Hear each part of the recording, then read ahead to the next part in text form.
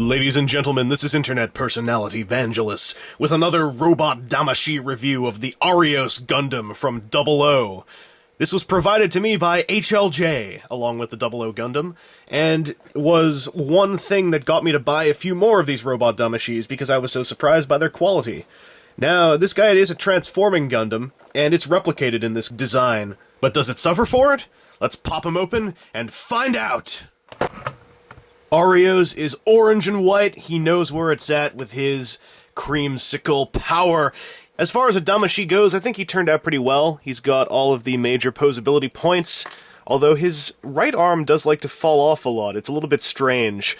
It pegs in pretty solidly, and I think that the reason why it falls off is it is a simple peg and hole system. So that might be a turn-off for some people, but he also has the ball-jointed waist and full posability in his hips and knees. His ankles are actually ball-jointed, but due to the transformation, his feet, on the whole, are a little bit funny-looking. I've heard a lot of people actually come down on him for this, and I can see what you're talking about.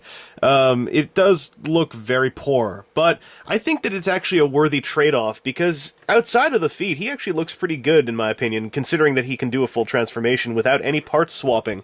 The thing is that he does transform, and as a result, I think that ended up taking the toll on his accessory count, because when you check out how much stuff he comes with, it's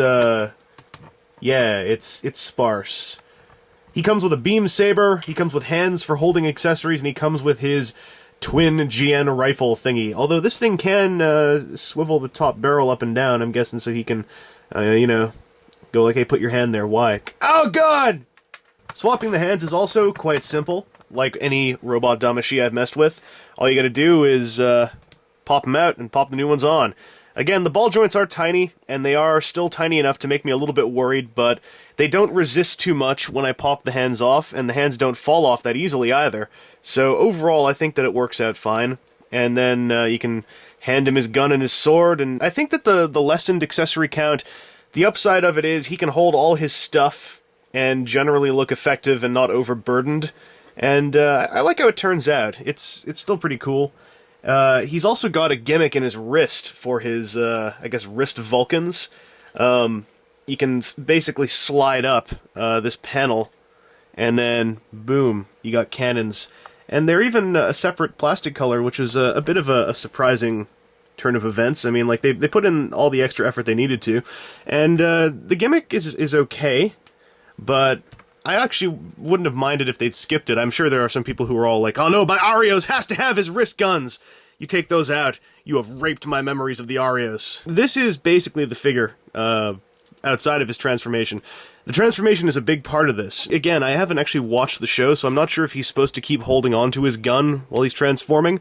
He can, quite easily. For the sake of ease, I'm gonna just leave that off and put the fist back on. But if you really want to leave him, holding the gun or holding it backwards so it's pointed up along the length of his arm, it's quite doable. Transforming him is pretty simple, pretty intuitive, and kind of surprised me in that regard. I thought it was going to be either tacked on feeling or feel very fragile when I'm doing it, but it's quite easy, and little touches actually surprised me quite a bit. If you look here, this chest area can actually swivel up and down slightly to accommodate some of the movement of parts, so that his backpack doesn't look too weird in robot mode, but can still do everything it's supposed to do. Basically, you join these huge parts over top of his head, and in doing so, you kind of make him look like, "Sup, guys, I'm wearing a mean, wicked hat, ooh!" And then this black piece does a fairly solid job of holding them together. Everything here that tabs together, even though the tabs are small, they are incredibly solid and tight.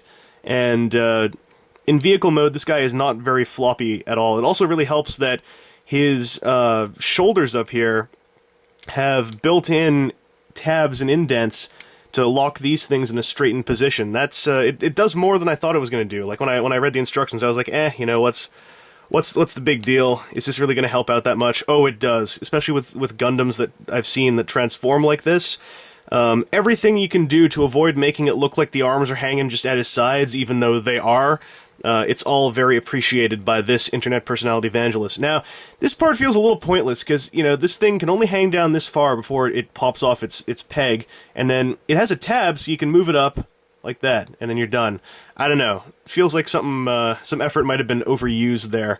I do really like this system for sliding the wings. It's a little simple rail, but it accomplishes a lot more than I expected. Again, it's just a case of the engineering on this guy being pretty tight, all things considered. And even though it does impact the accessory count, you are getting your money's worth, I think, out of this guy.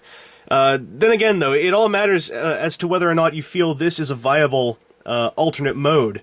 I think it works. I was hoping the wingspan was going to be wider, but at the same time, you know, it grew on me. And if these wings were wider, his legs would have looked funky, I think, with huge fins sticking off the front. A little bit of an undocumented feature, as far as I know, is that this guy can do a special attack from the show. And yeah, I just called it a special attack. Sorry, you're real robots. They are still super to me. You can do this, so that he can fly around all like, "I'ma grab you! You rode my brother the Gorum for 2 goddamn years! Now it's your time to pay, Cougar!" So in the end, is this guy really worth it? Is he worth the usual asking Robot Damashii price of around about 20 to 30 bucks? I think so, just. It really helps that every aspect of his transformation is solid and does not feel rickety. Basically, everything this guy sets out to do, he does pretty well. Even though his feet are a bit odd, and even though his alt mode, you know, it's like the show, but it is a bit of a disappointing alt mode if you're hoping for something really dynamic and crazy.